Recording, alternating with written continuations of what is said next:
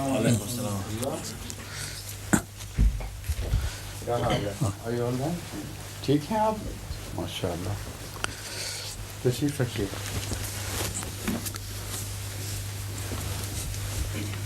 हाँ जी. Shall we begin? Yes. With a new beginning? Right.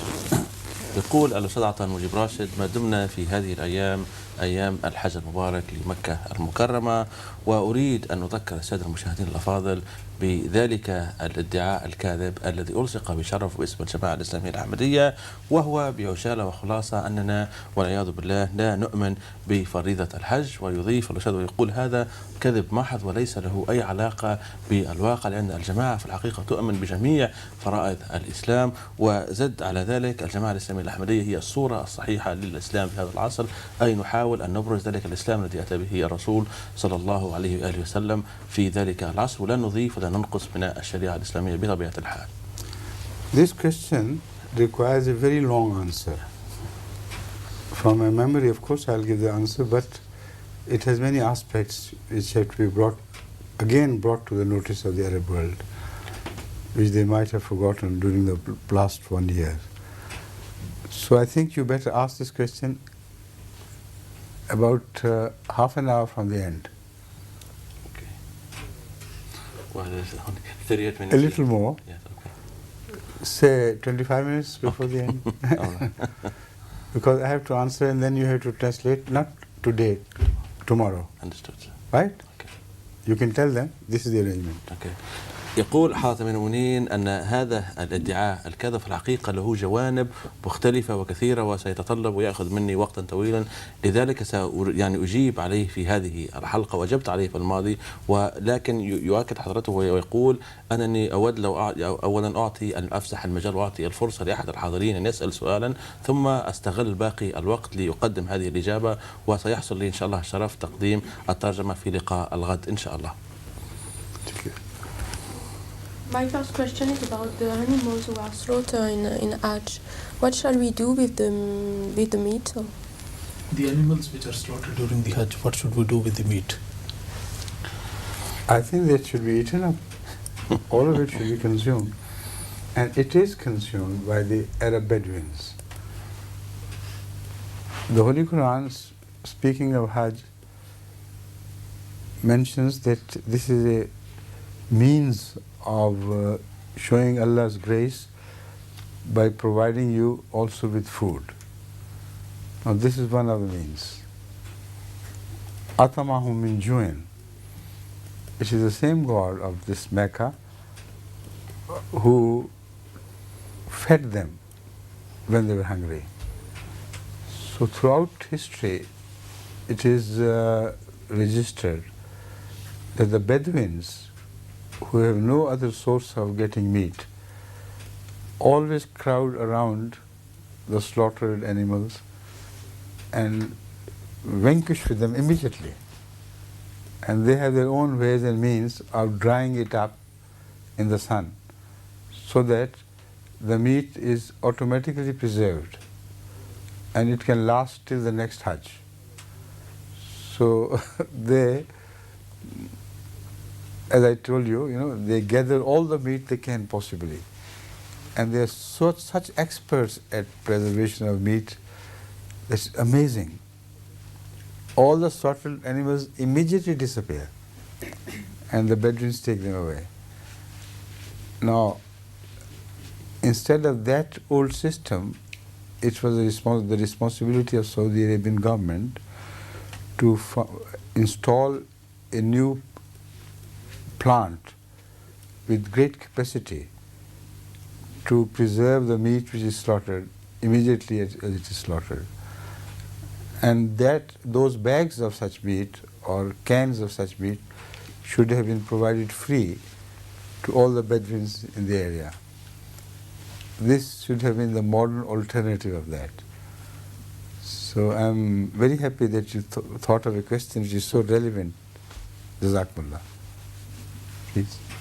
تسأل الأخت تقول ماذا من المفروض أن يفعل بتلك الكميات الهائلة من اللحوم التي تتواجد في خلال موسم الحج، وذلك بطبيعة الحال بعد أن يضحي كل حاج بخروف أو ما شابه ذلك.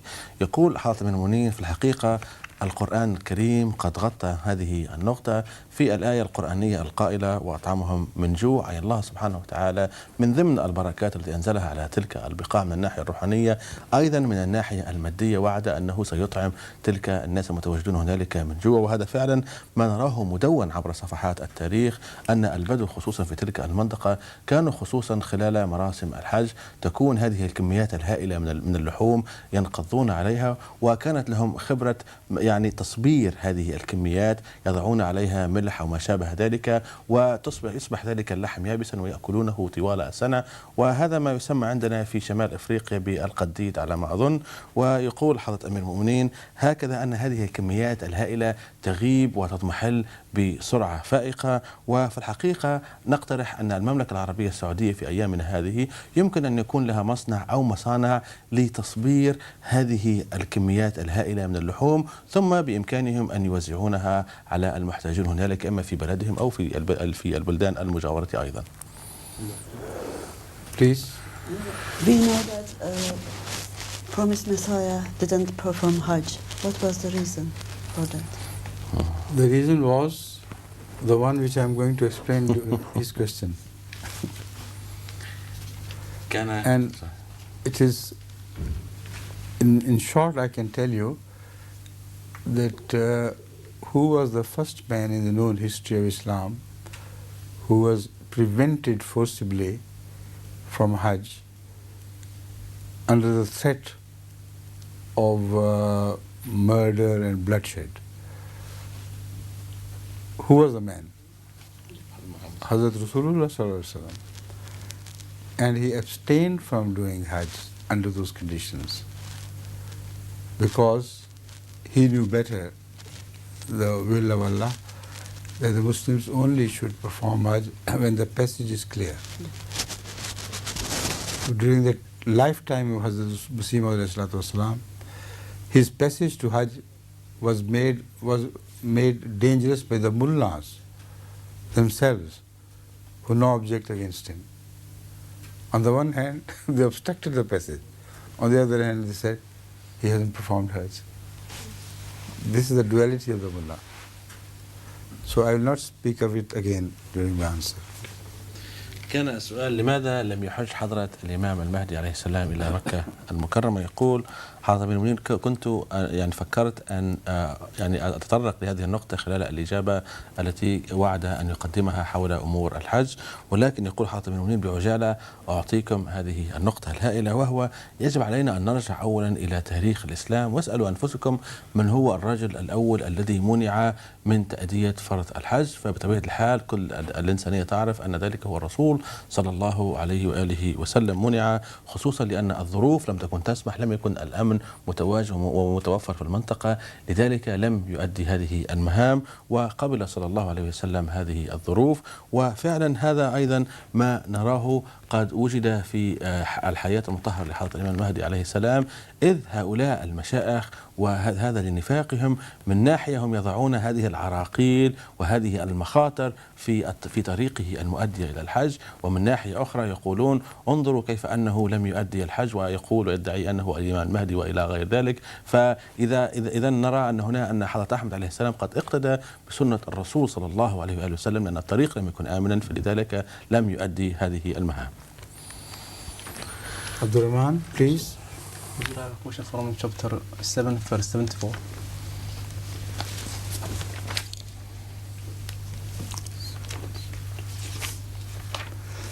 Ubada is afraid that you will consume all his time. But inshallah, I'll manage somehow to dispose of you briefly. Okay? Chapter 774. أعوذ بالله من الشيطان الرجيم بسم الله الرحمن الرحيم وإلى ثمود أخاهم صالحا قال يا قوم اعبدوا الله ما لكم من إله غيره قد جاءتكم بينة من ربكم هذه ناقة الله لكم آية فذروها تأكل في أرض الله ولا تمسوها بسوء فَيَأْخُذَكُمْ عَذَابٌ أَلِيمٌ. The translation is, and to Samud we sent their brother Saleh. He said, O my people, worship Allah. You have no God other than Him. Verily there has come to you a clear evidence from your Lord, this she-camel of Allah, a sign for you. So leave her that she may feed in Allah's earth, and do her no harm, lest a painful punishment seize you. When they hamstrung the she-camel, the punishment overtook them. So how it could be a sign for them? A sign for them? How the she-camel could be a sign for it is mentioned clearly that it was warned that if you immobilize the she-camel by cutting her legs, amputating her legs, then a sign from Allah would appear very soon afterwards, and that would be the wrath of Allah should befall. And that is exactly what happened. I want to ask you, it is a sign for us, as I understood. But no, for them. Yes, for them it was a sign, because previously they had known Hazrat Saleh to be an honest, pious, virtuous man who would not tell lies. He had revealed to them all signs in favor of his truth. And the people themselves admitted, they confessed, you were marjuvan fina. You are a person of whom we never discovered any ill throughout your life. So that we were looking up to you with hopes that you will acquire the leadership of the whole people. This is a witness against themselves.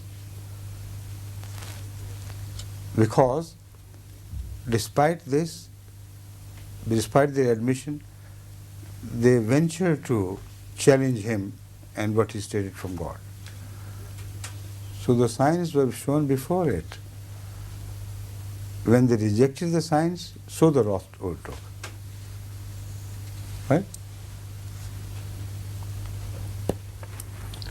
يسأل الأخ عبد الرحمن عن ماهية هذه العلامة التي نزلت على قوم يعني التي أراها الله سبحانه وتعالى لقوم حضرة صالح عليه السلام. ويقول حضرة المؤمنين أن هنا النقطة واضحة، أن الله سبحانه وتعالى قد أنذرهم أنهم إذا تعرضوا إلى طريق هذه الناقة بقطع ساقيها وما شابه ذلك فسيحق بهم، ينزل بهم عذاب الله سبحانه وتعالى. ولماذا؟ لأن حضرة صالح عليه السلام قد عرف بصلاحه وصدقه وورعه أيضا وحبه لله سبحانه وتعالى، ورأوا يعني الناس وأهاليه رأوا علامات ذلك، لذلك علقوا آمالهم فيه كي يمثلهم في المستقبل أو يكون زعيم لهم. ولكنه لما أعلن أن الله سبحانه وتعالى أمره بتأدية مهام فيهم رفضوه وتصدوا له، وضعوا العراقيل المختلفة بالرغم من أنهم قد رأوا صلاحه وعلامات نبوغه وحكمته أيضا وتفوقه عليهم من جميع النواحي. فلذلك القرآن الكريم يفسر هذه النقطة من هذه الناحية.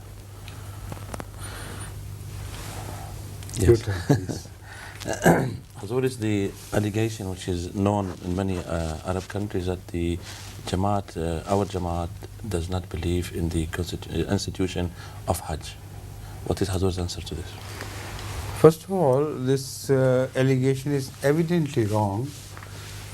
If we did not believe in Hajj, why are they forcibly stopping us from performing Hajj? Those who do not believe, why should they go to Hajj against their belief? It's so stupid, this allegation. I'm amazed that any sensible man can accept it as an allegation, accept it as a ground for investigation. No investigation is needed. They know it. All of the non-Ahmadi Arabs and non-Arabs who know of Ahmadiyya, they know also the fact that government of Pakistan has illegalized the departure of Ahmadis going to Hajj for this purpose. Why have they done it? If they do not believe in it, they should have been left alone. They will never go there. And the government of Saudi Arabia is cooperating with them. and trying to stop Ahmadis from Hajj whenever it is formally detected. This conspiracy between the government of Pakistan and Saudi Arabia is enough proof that this is a blatant lie. Ahmadis do believe in Hajj and do perform Hajj. The other point which has to be brought to light is that many Ahmadis from all over the world still go to Hajj and perform Hajj. Yesterday I received a letter from Ghana informing me that so many Ahmadi ladies and men are making a contingent to go to Hajj. The same is the case with Nigeria, with other African countries, and also from the free world, America, Europe, etc. All countries almost always participate. The same is the news from Indonesia and other Muslim countries. Why do not the Saudians stop them from going to Hajj? In fact, on the contrary, they help them, providing them visa without their signing any form which could prevent them from going to Hajj. It happened here in England, elsewhere also, where the ambassadors are sensible people. They understand that it's a stupid law, so they help Ahmadis by telling them that we'll be responsible, just don't sign anything. We'll give you visa. And that is how every year at least 1,000 or some more than that Ahmadis perform Hajj, and no restriction is applicable to them. Similarly, there are a large number of Ahmadis in Saudi Arabia itself, employed by foreign companies, employed by Saudian government itself, employed by their royal hospitals, and they are highly skilled professionals whose services are direly needed by the government of Saudi Arabia. On the upper level of princes and royalty, these people are not mullahs in their attitude at all. This is a complete misunderstanding about the royalty of Saudi Arabia by the Muslims all over the world. And they enjoy this misunderstanding because they are presented as highly religious people, while their private life is as far away from Islam as possibly it could be. Even farthest away from Christians and non-believers and Jews, etc. So they are secular. I'm not happy with their being away from Islam, but I am so happy that they are away from the wrong Islam, the corrupt Islam. But secularism is closer to the Islam of Rasulullah's time, in the sense that secularism has a greater regard for justice than the distorted image of religious people permits them. You see, their image of Islam is distorted, so their image of justice is also perverted. So what they follow in the name of Islam is not Islamic practice. As far as the moving away from ordinary moral Islamic practices is concerned, I do not advocate the cause of the royalty in Saudi Arabia. I don't like their misbehavior in Islamic moral values. But as far as their sense of justice is concerned, when they are neutral, I applaud that and I praise it because it is born not out of their Islam, but out of their secularism. High up there, they don't care for Islamic values at all, so they have become secular. So much so that they have been very strongly criticized by Americans themselves for disregarding the dictates of decency in America.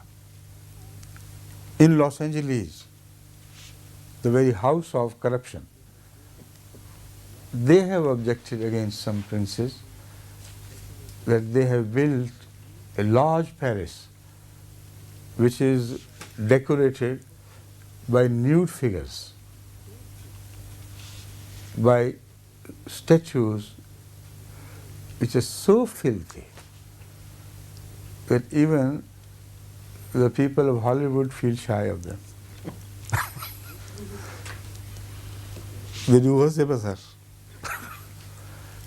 They practice Islam in showing Ghaze Basar, pass by. But this prince of Saudi Arabia, I should name him, in those days in the papers of America mentioned him very clearly. He was not shy. Not shy at all of what he was doing, because he didn't know that Islam prevents these things.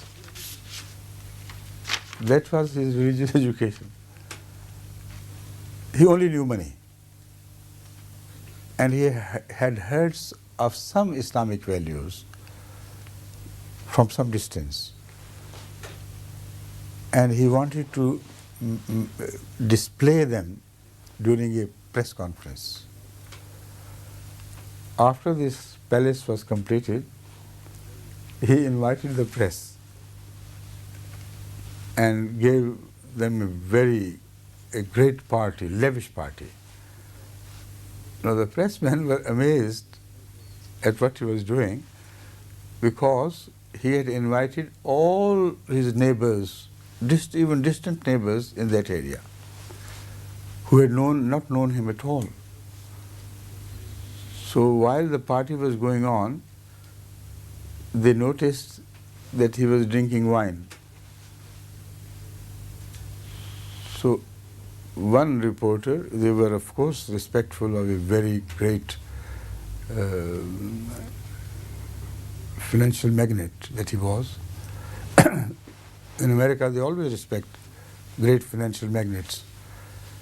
He said respectfully, "Sir, could I inquire from you, why are you drinking wine while it is haram in Islam?" He said, "Drinking wine is not as big a crime as not being kind to your neighbors. Can't you see I'm so kind to my neighbors? I've invited them from far and wide. That is, you are gathered here. And this indicates that I have deep regard for Islamic values, which is good neighborliness. I'm inviting my neighbors to this filthy place while they are shy of coming here. But still, it's Islamic generosity which I am displaying." So all this practice of Saudi princes indicates that they have no idea of what Islam is, not in the least. But the image portrayed across to the world by the mullahs and by those countries who do them lip service and even bow to their will as if they were gods, they are propagating that the house of Saudi is a very religious house. And whenever Pakistani representatives go to pay their homage to the princes of Saudi Arabia, they are treated in these lavish houses. They are even offered drinks and things. They do not care a fig for whatever they do.